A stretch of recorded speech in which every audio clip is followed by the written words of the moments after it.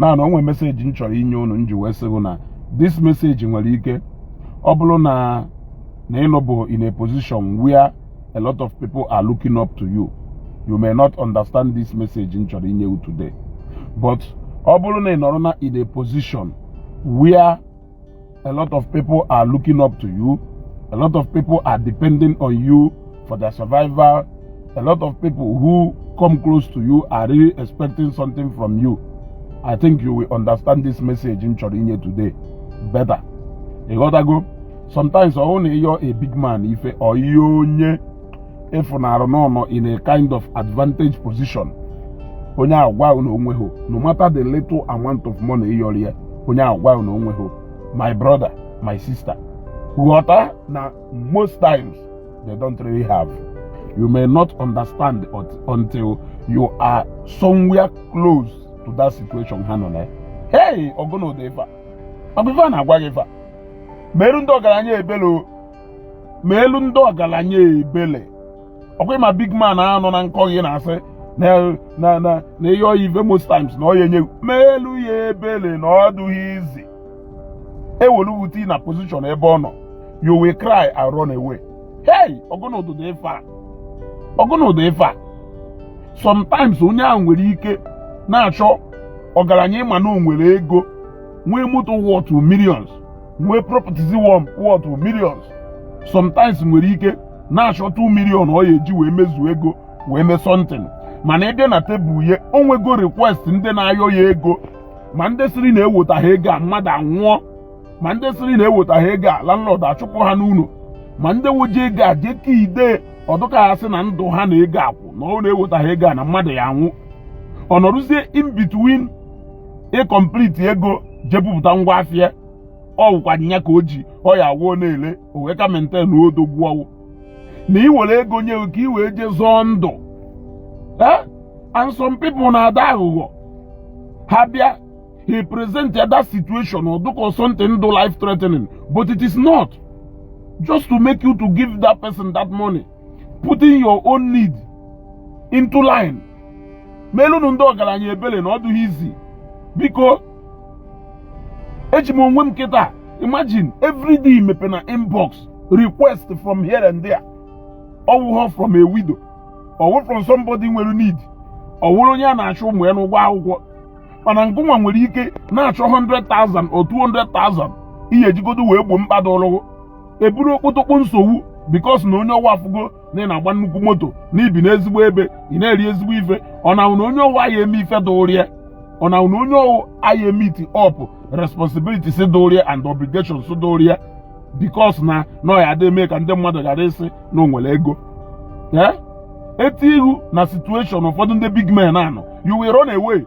Ị agba ọsọ ọ na-arịa ndị oge ọ na-arịa ụmụnne ọ na-arịa ụmụ nwa di ana ọ na-arịa ndị enyi ọ na-arịa agbata obi ị bịa na side business ya ọ na-arịa ndị afịa all these people woje pọmpụ kwa ị na-ahụ otu onye na-amị ya ọbara ka amị wuo ị bịazie ya ọya 20,000 or 30,000 ọgwa ahụ na ọ ya emerụ ka arụ ga-agba oge ọzọ iwewe iwe no park kwa moto 50 million mana common 30,000 no yenye akọwala okete ya aghọta akọwala ya aghọta ka ọ na-emekwa all those things ka o nwekwa personal need doria nkwa personal need doria because na ebe ahụ nọ ego o ji service nya running cost no around him enyeghị nwere ike ije wụlọ ọgaranya mgbamgba moto ahụ ị na-ekwu ọ na-agba o ji ya agba ọ na-agba fuel na ka ọ na-agba na nke nwunye onwe ụmụ ka ọ na-enye ụmụ ya alawansi nke ha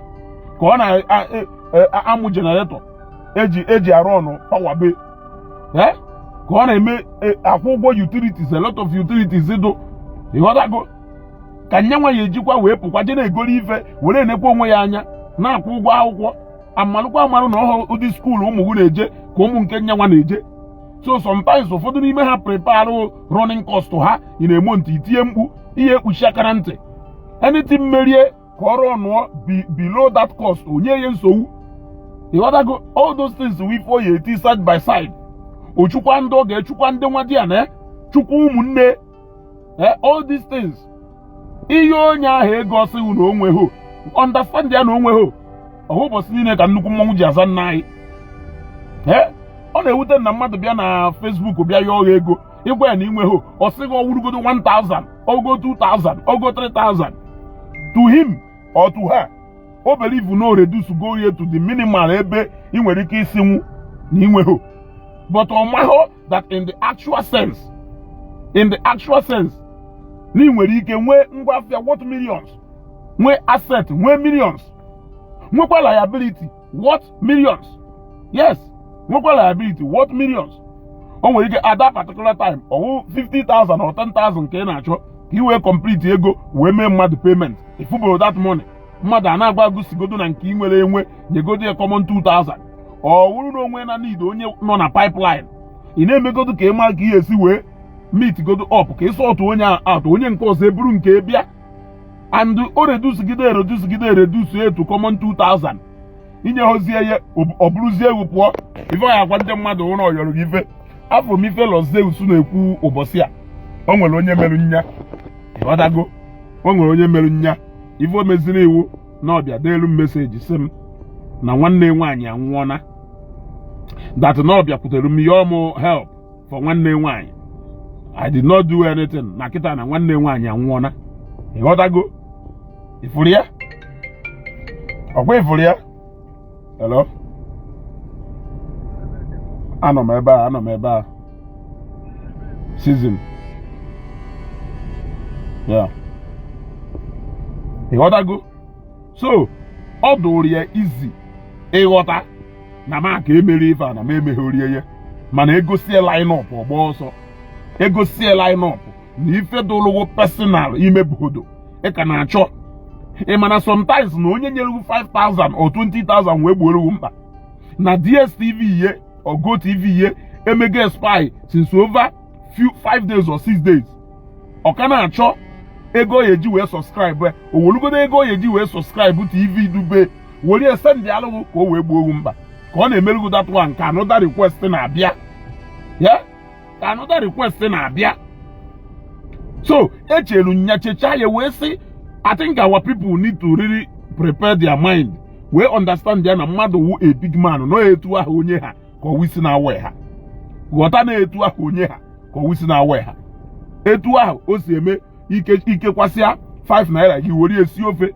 etu ahụ onye ahụ ha ka ego si esi ofe ha etu ahụ onye ahụ ha ka ego utilities ọ na-akwụ ha etu ahụ onye ahụ ha ka ego a lot of things ọ na-eme ha etu ahụ ka ego ugwu na ọ na-akwụ ha so at the beginning of every year ije gwa na landlord na-achụghị n'ugwu unu ọ bụrụ onye ebihobe malụkwa na nyanwa na-akwụ ugwu unu nke and na etu ahụ isi akwụ 250,000 na o nwere ike nyanwa na-akwụ 3.5 million and he needs to pay it. O nwere ike ụmụ nke a na-akwụ 30,000 or 40,000 na school nyanwa sef a na-ego dollar na pounds were akwụ ụgwọ ụmụ nyanwa n'obodo oyiwo ụfọdụ n'ime ha nwechara 3 or 4 kids na outside UK or London every year o go hard currency na-ese ndị obodo oyiwo you don't know what they are passing through to you. Look ka m gwa ya eziokwu ife asịrị ike na Nigeria taa siri ọgaranya ike siere obere onye ike. In fact in some cases ụfọdụ ndị obere onye ewu ha nwelu less liability now I am telling you because obere onye court nwere onwe to sizes nwere ike survive to an extent. I am telling you the honest truth. But ụfọdụ ndị ọgaranya go to the point that they can cutting down the very difficult. Ụfọdụ ndị ọgaranya ha na-enwe sleepless night at this particular time mụ na ụnọ ha ka owu isi na-awa because ọdụ will have very difficult to adjust from where they are. Kele ebe ha ebido adjust ha or adjust to domestic need ye adjust to family need ye ka eko esi wee adjust to a lot of people kwere pipe na aṅụ ya ala ka eko esi wee adjust ya o nwere a lot of people ya awụ ọnya ka ha na account to pay their school fees for the year and ọ ya akwụchasịcha nke ụmụ ya kwụọ nke ahụ wee debekwa ego ya eji emere odogwu ọwụ maka odogwu ka ọwụ onye jee mmemme etu a ekwuo lunch na osukele ana nke si ịpụ sị na oluru n'ụlọ ụka oruo n'ụlọ ụka kpọọ 500,000 mana ayọ nya 50,000 onye hom ife dị na-ahụ ife eji eficha afa yes ife dị na-ahụ ife eji eficha afa ndị anyị ada eme ọnya n'obodo nwere mmadụ ịghọtago ife niile ahụ ife nyanwa chọrọ ime onye jizi because of you onwe commitment onwe with God onwe covenant onwe with anything or ya dey fulfill because of you. So let us come out from that entitlement mentality. I know why I am saying this because this Christmas again onwekwa ndị ya dey ewere iwe onwekwa ndị ya atụ ilo onwekwa ndị ya akpọ ndị ọgwụ ego onwekwa ndị ya ekwu na ha eri onwekwa ndị ya akacha ka wuo ha si na New Year resolution ṅụ na n'itufusia ha ịmahụ na-etu ahụ owisi si awa ka o si awa ha nwa ichere nke ha ịmahụ na nke na-awa ha aka ịka big man alahụla abalị di na ya na alahụla o nwere ife ị na-eche ife ị na-echedewe ewu ka ihe esi wee nweta 5,000 wee mee ife o nwere onye iji ụgwọ ụfọdụ n'ime ha bute ụgwọ ha ji eji sapere gị n'akwụkwọ you run away you will run away ọ wụrụ na ọwụ omenka 1 agwaghị ego ole eji asavisi omenka 1 ahụ ịgbafelu ịghọtago agwaghị ego ole eji asavisi omenka 1 ahụ ịgbafelu and I mean in the business area in the community level even in all angle agwaghị ego ole eji asavisi omenka 1 ịgbafelu so kedu ife na sometimes mmadụ asịghị ife ọ na-eme asịghị na agwa nwata ife ya wee mee ọwụrụ ọgaranya ọsịnya ha ka ọha eziokwu ka ọwụ agwa commitment ụfọdụ ndị ọgaranya bụ n'isi iwe je na-ayọ ya ego ije na-ayọ ya ego idebe ahụ na ego ị na-ayọ ya ụjọ ọsọ kwa common 5,000 mgbadị ma mmadụ na-eyọrịa 5,000 na ada particular time eyọrịa ya ana m ajụ gị ajụjụ ịma how many people yọrịa 5,000 ahụ ada particular time eyọrịa ya isi na 20,000 ka eyọrịa ịma mmadụ one yọrịa 20,000 ahụ ada particular time eyọrịa ya ọwụna ụgwọ akwụkwọ ka eyọrịa ịma mmadụ one na-ayọ ya ụgwọ akwụkwọ ada particular time ị na-ana that same school fees ọwụna ụgwọ ụlọ ka ị na-ana ịma mmadụ one na-anaghị ugwu na ada particular time ị na-ana ya so ọ gwa gị na ọ ya emenwe ghọta na ọ ya emenwe asịzina na obu mgbamgba moto biri na mgbamgba ụlọ ọchị ime travel ọba flight mba ọ ya eji ọkpa because na ọ ya enyewu 20,000 because na ọ ya enyewu 20,000 or 15,000 onwe business trip ọ ya ejezie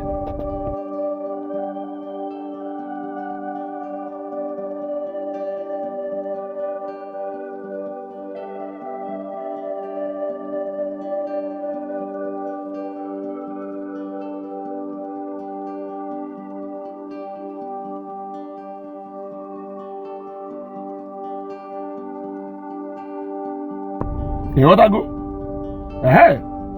all those things gụnwa na onwe ewu nwekwara ebe levels ebe ị na-operate kwa ọwụkwa ego ahụ ị na-anakọta ọ ya ndị mmadụ nyekwa ihe gị were fixchakwa ebe ahụ nke ahụ awụ na your own lifestyle mmadụ ahụ ejikwonu ka ọ ghara inye gị ego ọ bụrụ na ọ na-ala ka ijere na Kuba na jenwu mmanya onye jenwu mmanya onye ọ na-akpatara ego n'ụwa nwere ife onye mmadụ bụ n'obi wee chụwa ego o nwere lifestyle o nwere ahụrụ a part of life onye ahụ ụfọdụ nwere worker freaks ka ha wụ ụfọdụ uwu phone ụfọdụ uwu clubbing ụfọdụ uwu ime so many things wu ife ahụ nye ahụ ife na-akọ ọtụ dia fancy ha na-edoro anya wee chụwa ego and ọchụta ego ya kwụsịa from imiti that particular need ọ bụrụ ife ahụ ka ọ ya wuo mecha ha ọdụ happy nke for our extra you cannot tell that person how to spend that money ọgwụgodu na onwere onye ya agwa ya you may not be the right person to advise that person o nwere ndị nọ in a better position to advise that person.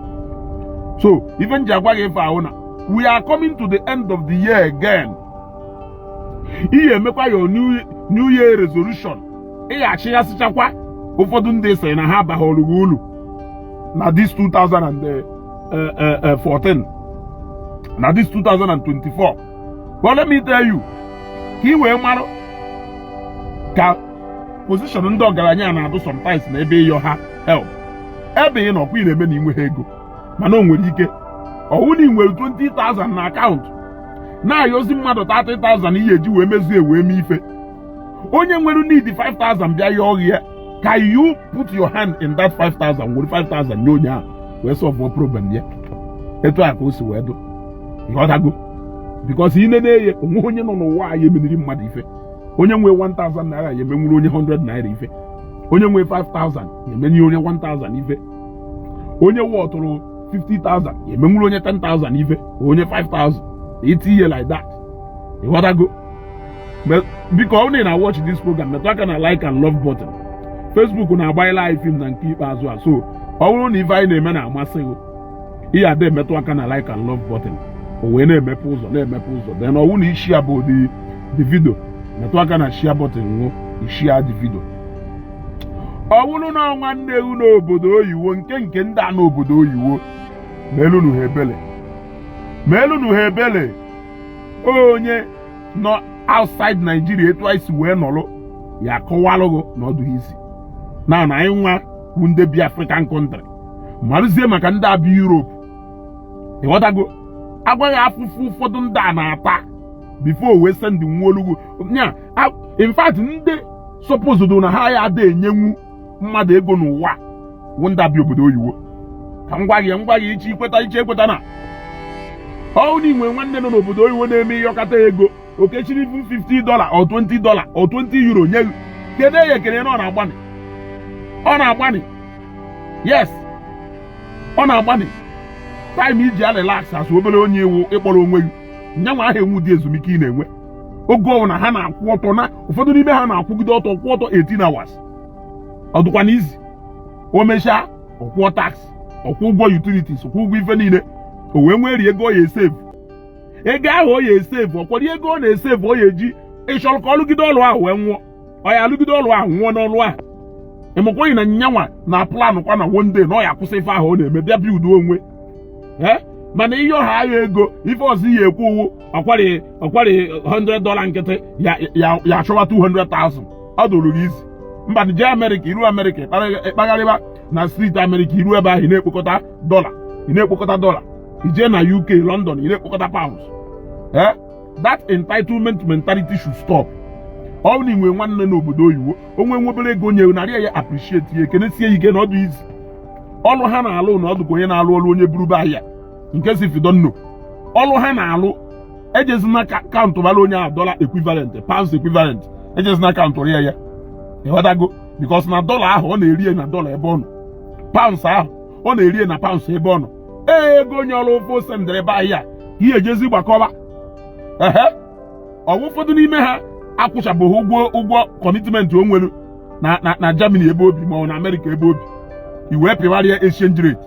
Ọkwọrị ego onye ọrụ ụfọ, ọkwọrị ego a chọrọ isave ma o ego a chọrọ ịkwụ na akaụntụ, o ego a chọrọ iji wee go something, ego ejichi ime ife ka onye bi America or UK nwere ike o sendizi ebe a, iwee pịwarịa dollar and the pounds rate by ọwụwụrụ ego o ya spend ebe ahụ na-apịrị ya rate. So that entitlement mentality must stop. I'm telling you now, ka ị mara amarụ na a lot of ndị nnukwu mmadụ ịyọrọ ego enyenwughị ogie ha adọrọ wicked, ha akpọghị asị, yes, ha adọghị difficult, kama na ewoluti in their shoes at that particular moment ịyọrọ ha ego ihe emelufe ebele ya mana ka ha mma, ya mana ka ha mma. Ebe a nnọkịta enwere ike nwee urgent need of 200,000. Do you want me to stop driving my car? I can't stop driving my car. Ọ ifụkwa m eburukwa moto ma na m achụkwa ego ahụ na-achụ. Ịghọtara? Ngwa abịa kịta yọọ m 20,000 at that point when I know that na ife nidiri karịrị nke ị nidiri. Ịbịa kịta yọọ m 20,000 why na m na-achọ 200,000. And o nwere ike ife m na-achọ 200,000.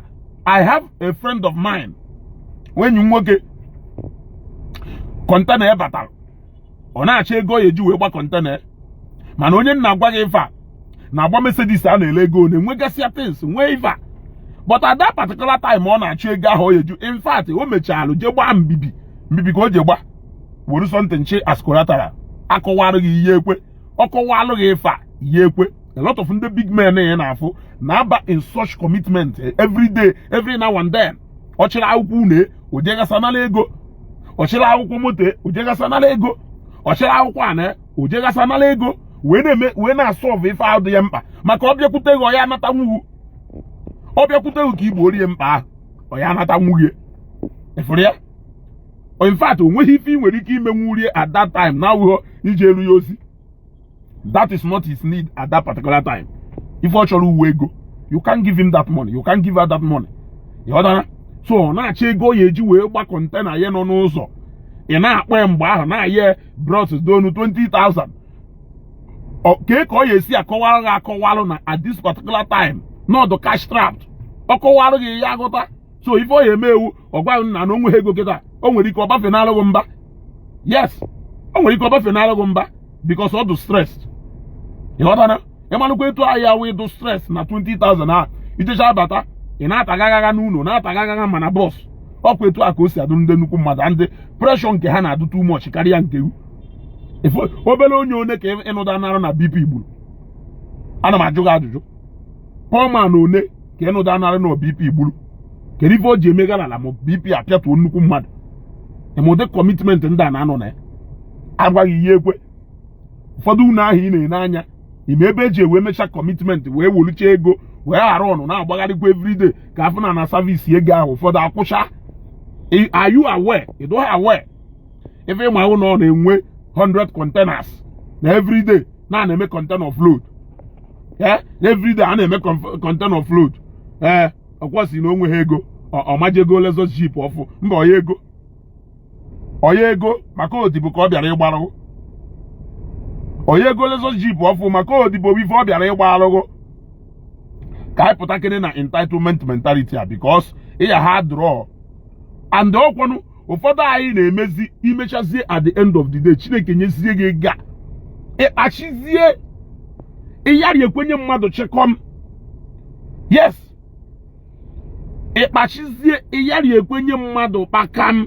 Yes, anyị were etu anyị si wee gụkọrọ ụfọdụ ndị uncles anyị ife mgbe anyị na-eto eto ka kịta ihe eji akaụntụ ụmụ cousins gị niile jide akaụntụ ndị nwa di ya na ahụ niile every beginning of every month transfer ha ego nya na anyị were etu anyị si wee gụkọrọ ndị uncles anyị ife both from maternal side both from paternal side.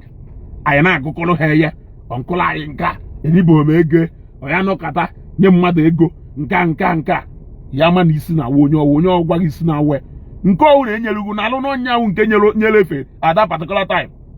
Yes, nye nwenarị nke enyere gị narịsị na opere mpe need 200,000 ihe onye ọwụ onye 10 narị 10 chọọkwa ndị ya anata 190 10 ahụ onye nye ọrụ ụfọ ya enye ịmahụ mmadụ onye 10 ahụ that day ịma mmadụ onye 10,000 that day. Ana m ajụ, do you know how many people onye ahụ nye 10,000 that day? You may not know. Kịta ka m fụwa kọmentị ebe a masị nke is it true that Arte donated 200 million to Zion? I know you have the right information. Even sometimes they borrow from credit card just to send money to a supposed needy one. Of course, eziokwu sọsọ ọ na-eme eme.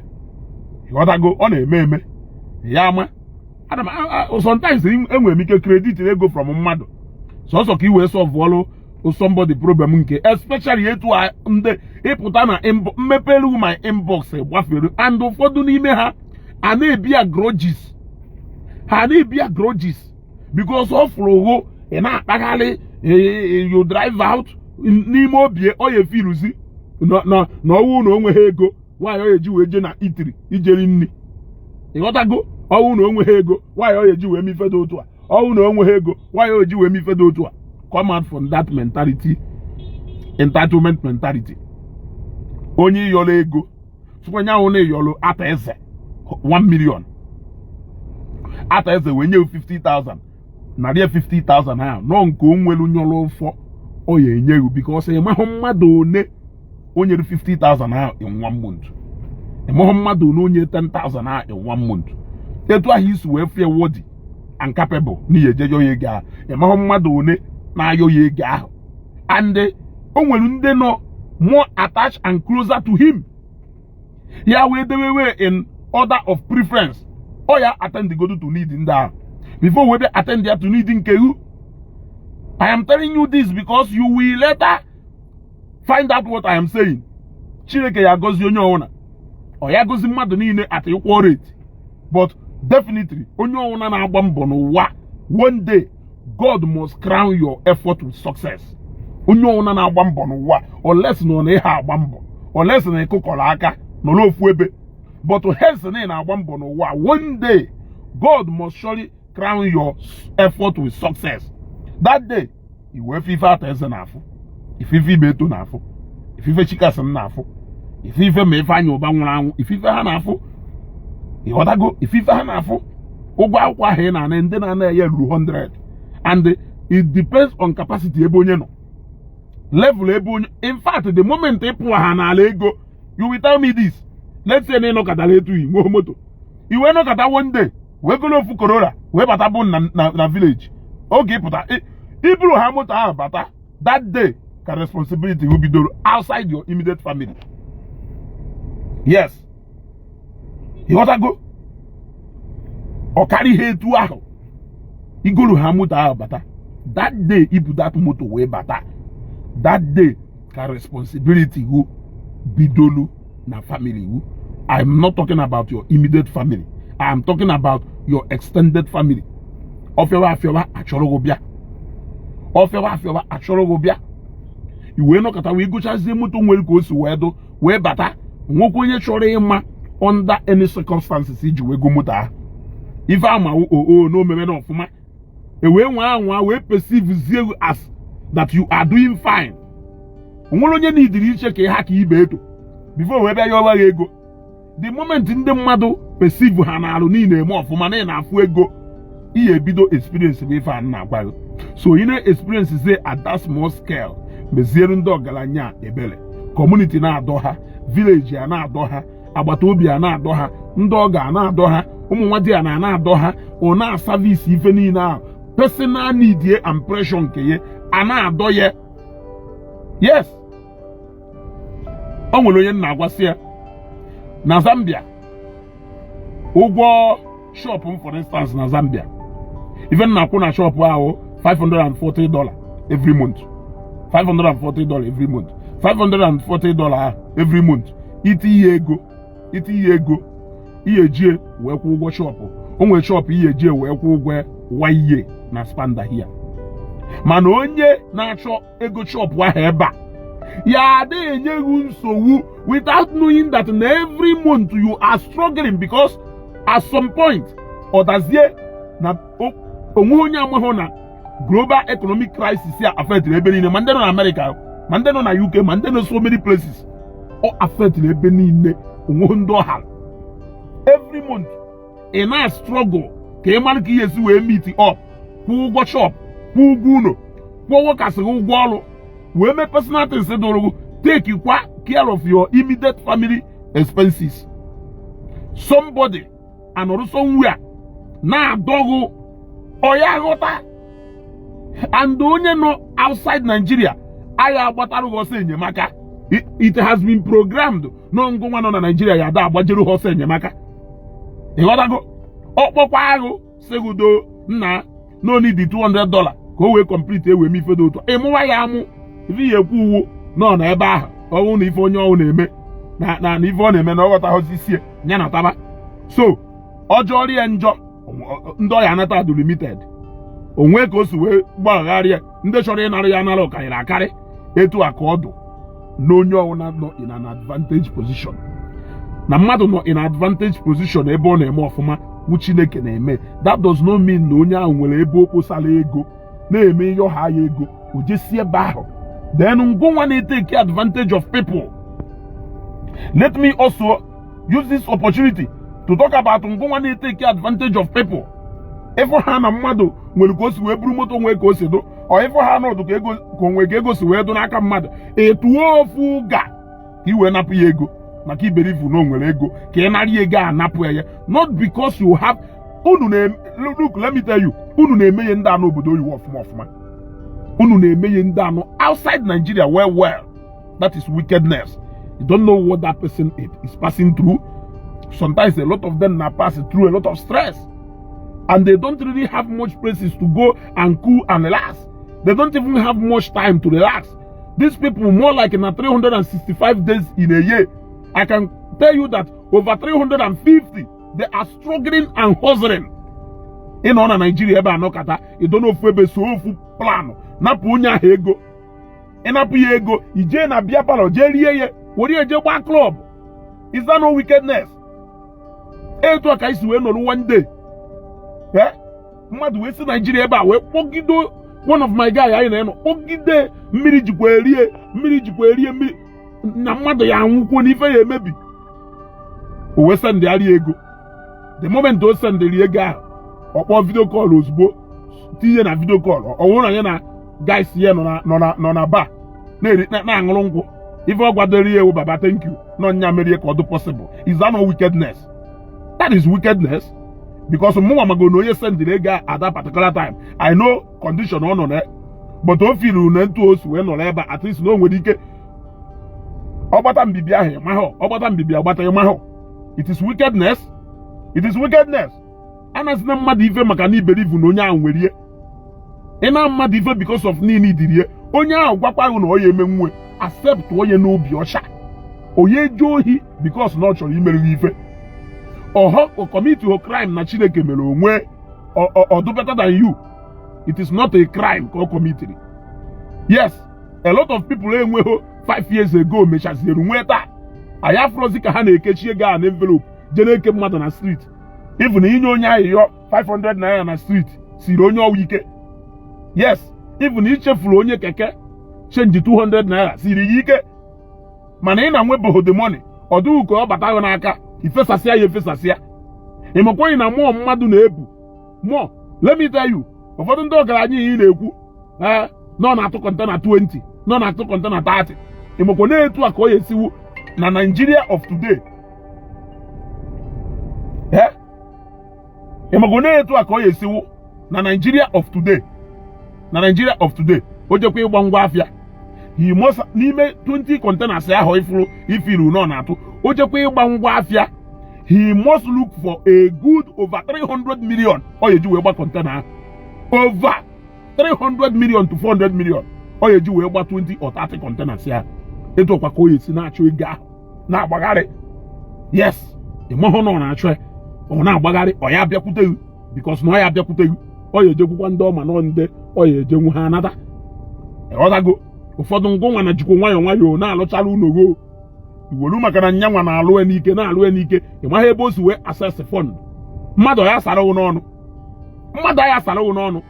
so ị na-edekwakwa New Year resolution ndị ya akawu na ha abaghị uru juke na onwe na level ebe ahụ ị nọ mmadụ one ka ị bara uru because na onye na-enụ 200,000 na iti ahụ etu a ịma na akwụ ha 2 or 300,000 ha na commitment o bu abịa ka nkụ.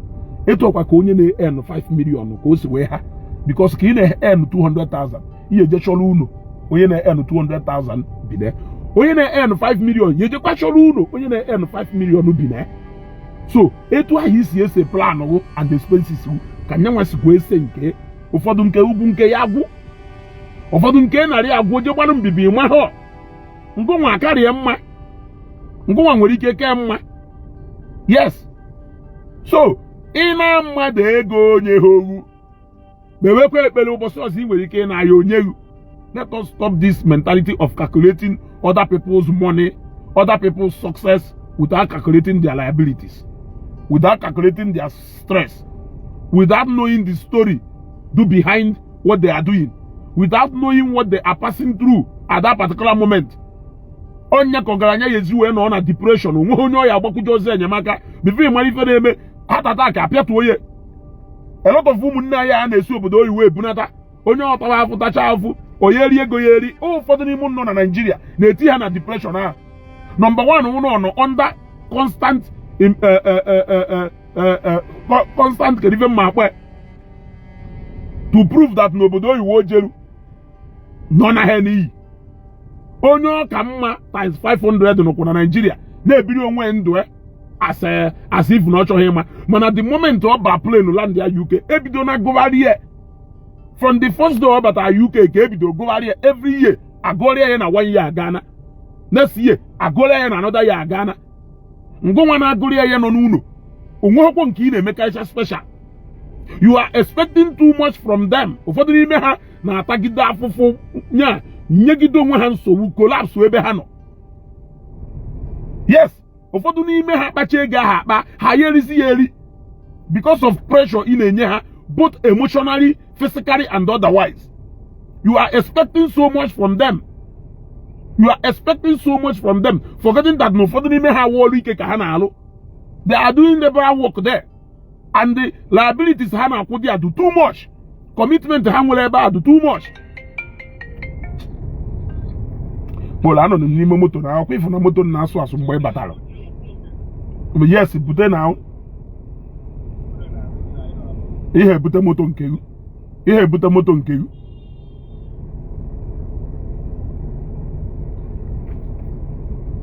What I go? So this broadcasting need is settled down way more for but up here nobi decide here can make wobele. But right now, onye nature go. So I have to end this broadcast. But even the way prepare na Christmas ya prepare chakwana ndị ye biru this Christmas. Asọmụ mmadụ ejekwu na onye ka mma je yo ife mana iyo onye ahụ manụkwo na etu ahụ isi wee bukọsịrị ka onye asị wee bukọsịrị ụfọdụ n'ime ha edechakwa na biru drọpụrụ ha na tebụl ọhọkwo nke ife gbasagodo rie na awa isi kịta ahụ ọkwa ife gbasara ndị ọzọ na awagodo isi kịta. So ime ka ihe eme ịmanụkwa na mmadụ ife ahụ 30 naira wụlụgo ka 500 naira wụrụ onye ọzọ ife ahụ ka 10 million because onye na-ebu commitment ya na-ebu onye na-ebu commitment ya na-ebu onye nwere moto na-agba fuel na-alụ moto na-eme a lot of things ịghọtago na-eme a lot of things. Yes, so ngụnwa malụkwa na-etu ahụ nwa obere ego ahụ nọ wee ọkwa etu a ka onye anyị esi wee oke look at Christmas ya kịta a na-achị ije ngụnwa anyị ebu moto jeye agbakọna na ya akwụ ụgwọ moto 50,000 wee jewe ị na-agbakọ na ya akwụ ụgwọ moto 50,000 wee jewe for me to prepare my car iji wee ju no Christmas ya sọsọ mmanụ na-abụ nji wee service moto 45,000 ọwụ na 90,000. Enwekwala other things nwekwa other people iyi asịkwa na happy nwekwa a lot of people na-echeghị mmanụ na-afụrụ dị anya ka a ejigba Christmas ya. So mụ na onye ka nwee commitment iche ekikwa ive a na-ekwu ma na-eziokwu etu onye ha ka ọwụ isi na we ụfọdụ sef ngụnwa nwee ka o si wedoro ka nọrọ na less pressure karịa ndị niile ya na-afụ ife onye ọwa nọ na Lexus Jeep why no up na Lexus 570 why no up ya ma na ebulu pressure dị n'isi dọ ihu ozewuogu emepelu gị ife onye ahụ nọ n'ime ịyasị dị onye burukwa Lexus Jeep agaba. Yes, ịyasị dị onye buru Lexus agaba ka ị werukwa ọkpa na-aga ihe ekwe egosi ụfọdụ ife ọgaranya na-afụ ha nwere ike sị Chineke mee ha ka ha dị average ka ha nọ ebe ha nọ ka Chineke mee ha ka ha fụ ego ha ji eri nri na-akwụ ụgwọ ụlọ onwe moto ofu moto gụọ ya ogoro n'anya. Ụfọdụ people emepelu ha commitment nnukwu mmadụ na-anọ na ha ya asị ka ha dị average. Ife a na-agwago ịka ya emecha shọpụta ife a na-agwago ịka ya emecha shọpụtakwa ife a na-agwago. So onye na-alụ na Christmas a ịnata ha ebunarị iwe n'obi mmanụ na onwe ka o si wee dụrụ ya.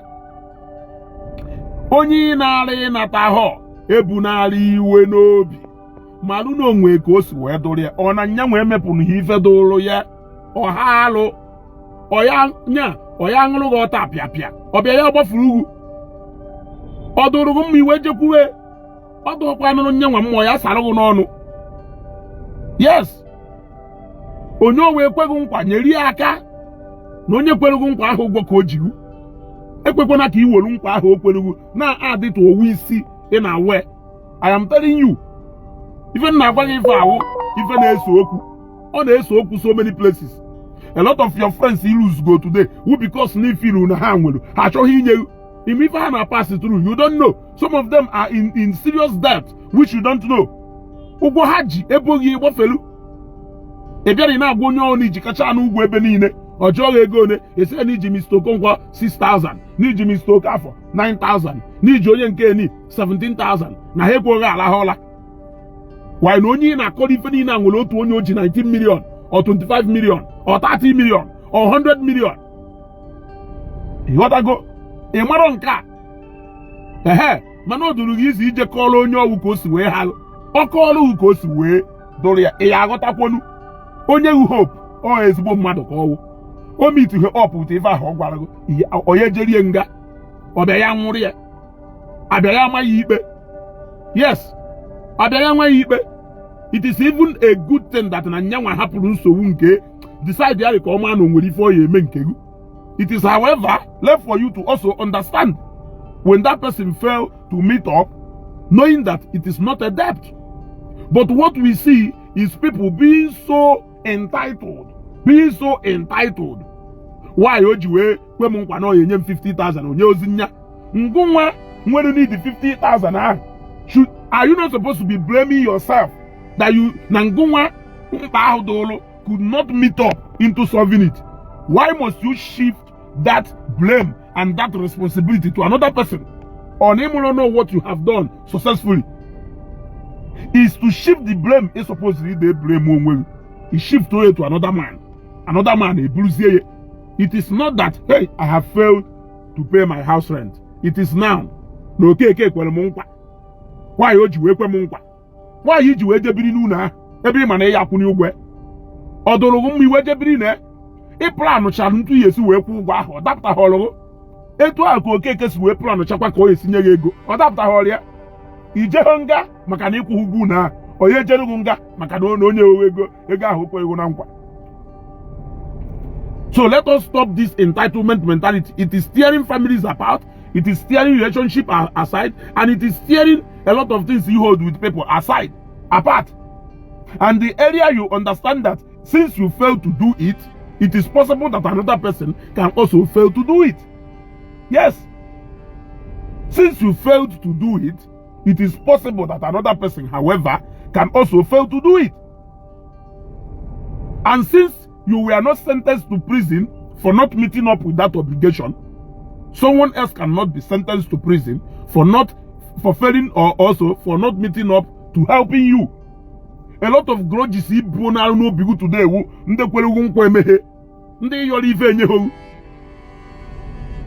or this way, Ijehonga or Ejebanga. Ibu goes to Wedorogo or Blupa goes to Wedoria. In his own 2,000 call Arabia embarrass. No one is the bank or Jena 30 million. Can Arabia embarrass here? Are you not aware? Or Macanone me Potifonio or Irezwa Quadoma Burum Tentemoto. Buy AC. Always so why Yazimoto. Oya, keru wambi jaman oganya nwenso.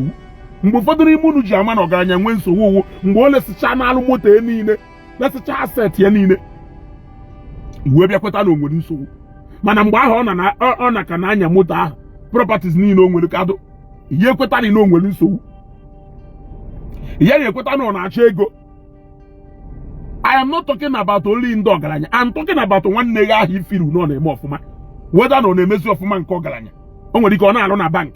O nwere ike ọ na-eme business do oke gochara ofu moto n'anya biri na flat. Ifiruzie n'ihe eburu nsogbu niile ụwa niile je because na ka Chineke mere ya ọfụ ụzọ begu ọ ya egbu onwe. Ka Chineke mere enyi nwoke ahụ fụtụ nwobere ụzọ ọ ya egbu onwe. Ịnọkọtakwara ịkpọ ya na fonu jụọ ya ka o si wee do a na-emekwo. Ịjụọ ya sincerely ụfọdụ n'ime ha nwere ike gwa na ha wee mere ka o si wee do. Because if ụfọdụ n'ime ha ejigwa ahụ na aha emewu ka hope ngụnwa ghara ịdụ shattered. Yes, because no mana no nyanwa onye tụkwasara obi. Ịchọpụtazie na ife ahazi aga ọfụma ị nwere ike ịrụzu agba hope complete. So ịjụọ ya na-eme ọ sịghị na n'udo we thank God. Ọ jụzie ego a na-eme iwe kọwarie nsogbu ụwa ahụ etu o si wee dụ. Iche na ọdụrụ ya mma. Iche na nyanwa gwa ahụ na-eme na ọdụrụ ya mma. Iche na ọdụrụ nyanwa mma. Agwaghị ife ụfọdụ emekwa n'ụwa awụ Amadu Ụwa George. Emekwa na a lot of akwa ndị mmadụ yi akpagharị ewu Amadu Ụwa George. Onye ahụ nye 200,000 nwere nsogbu 50 million. Ọ jọsụ spare 200,000 nye ihe because nna ka onye gị at least na ọ ya solve n'orihu problem nke gị. Onye gị gbata anya ọkwadị 200,000 ego niile o nwere ọkwadị 200,000 ka o nyere m. So even njikwa agwa gị ka ọ ya wụ onye ahụ na-ebibu akpa rice mbụ onye ahụ na-ebibu 50 kg of rice mbụ pụta na Christmas ya biu 10 kg buru ya kenesie ya ike gbari egwu agba maka na ịmaghị ife nya na ife furu bifo obute ebe ihu onye ahụ na-eme Christmas ruo osende ahụ 50,000 wee pụta kịta wee nye 10,000 ịnarị ego ahụ igba egwu gbasie ya ike ọ bụrụ na onye oghi enye ncha kpọọ ya jụọ ya nna udo adụkwo don't worry next year Chineke ya eme ọdụ mma ife nna agwa gị ka ọ ghara iwe ori olu iburu ilo ikowe ihu because na o jeho zute ego nye gị ịmahọdụrị na obligations ya for this year na omitirie ahụ were agwụ ụfọdụ n'ime ha nwere ike ọ bịahụ no Christmas ịkpọkwa na-ejụọ ya ife ojii wee bi no Christmas ịkpọkwa na-ejụọ ya ife ojii wee bi no Christmas ịmarizi na ojii obịa eme ife ojii obịa last year ịghọtago ọ ga-emeka nwanne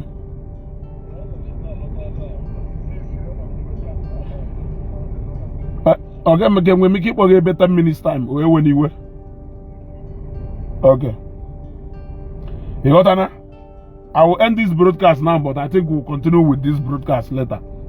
Let this broadcast prepare your mind for this Christmas. You got to go. Mala na etu a host we do no say to a lot of people. If I hear na show, a lot of people na chunk ha. Ma ogaranya ma ogbenye. You got to go. So onye na-enye mbu enye hu eje na akụkọbara ya. Jukwari ya ọfụma na eri ya ebele ka next year ma mma. Eje na bụrụ n'obi na onye hu. Abịa gọnarịa n'ogo moto ọfụ this year maka na nke ọ na-anya mgbe ịmaha mgbe o ji wee kaba iji wee chenjie ịmaghị ife substitute na so many times iji wee hapụ igwe ogozie ya gọnarịa ya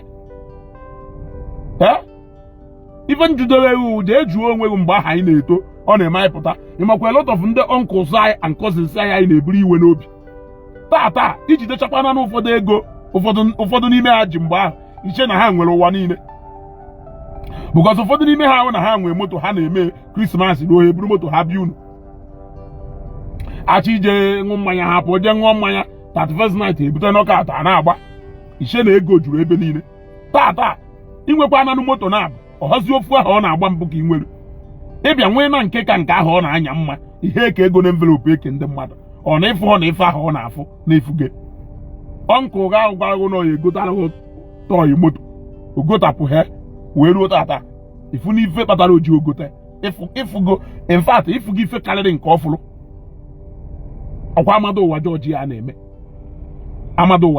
na-eme ụfọdụ ndị ọgaranya ụmụ ha n'obodo oyibo anaghị agbapụ Christmas kịta ha ebido gokọba dọla mgbe pounds ha ya ejikwa ụgwọ akwụkwọ ị na ya asị ya nye akwụnalụ nwa ya ụgwọ akwụkwọ n'obodo oyibo bikos na ngụnwa akwụkwọ inwe ego ahụ nwere ihe akwụrị n'Oxford or Cambridge nke ahụ n'idi nya nwagodo he must meet them before o mee any other extra one nke ahụ godo personal need ye ọ chọrọ ịzụ nwa na Cambridge nke ahụ entire decision ye provided na ọ da-abịa yoga ego were eme he doesn't owe you anything so ụfọdụ n'ime ha ebido gokọsibe ego gowe pounds gowe dollar ụfọdụ nwechara ụmụ ịbụọ na ịtọ o nwere ike next year kịta ọ ya akwụ ụgwọ akwụkwọ karịrị $70,000 mana ụgwọ akwụkwọ nke ngụnwa ya akwụ total na nọ na 280,000